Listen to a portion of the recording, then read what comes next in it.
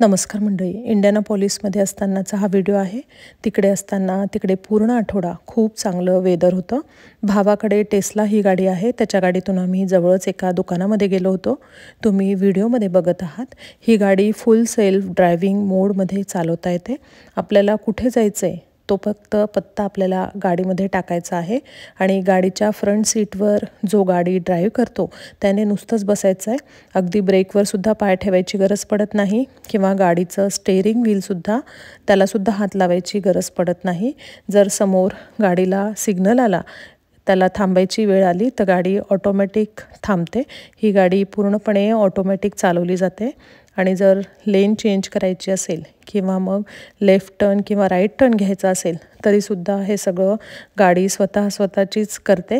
ही गाडी बॅटरीवर आहे, ह्याच्यामध्ये पेट्रोल टाकायची गरज पडत नाही। या गाडीला चार्ज करावं लागतं आणि आम्ही दुकानामध्ये गेलो। आमचं दुकानातलं काम झाल्यानंतर आम्ही दुकानाच्या बाहेर आलो तेव्हा पार्किंग लॉटमध्ये गाडी होती आणि ती गाडी आमच्या जवळ येण्यासाठी भावाने फोनवर गाडीला समन केलं, तेव्हा गाडी ऑटोमॅटिक निघून पार्किंग लॉटमधनं निघून आमच्या जवळ आली।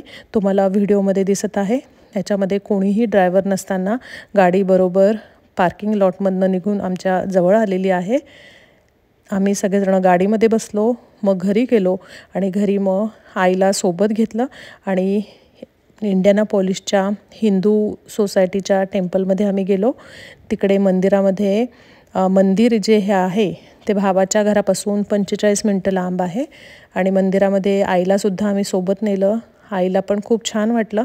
मंदिर हे खूप भव्य आहे, इकडे सगळे देव आहेत, इकडे महादेवाची खूप मोठी पिंड आहे। या मंदिराचं इनॉग्रेशन 2006 साली झालेलं आहे आणि भारतीय स्थापत्य विद्येप्रमाणे हे मंदिर बांधलेलं असून येथील मुख्य गोपूर 99 फूट उंच आहे। विविध देवी देवतांचे यामध्ये मंदिरं आहेत। आम्ही गेलो तेव्हा आरतीची वेळ झाली होती, त्या दिवशी प्रदोष होता। महादेवाचं खूप छान दर्शन झालं आणि आरती झाली, खूप प्रसन्न वाटलं। प्रसाद घेऊन आम्ही सगळेजण बाहेर आलो आणि त्यानंतर आम्ही घरी आलो। धन्यवाद।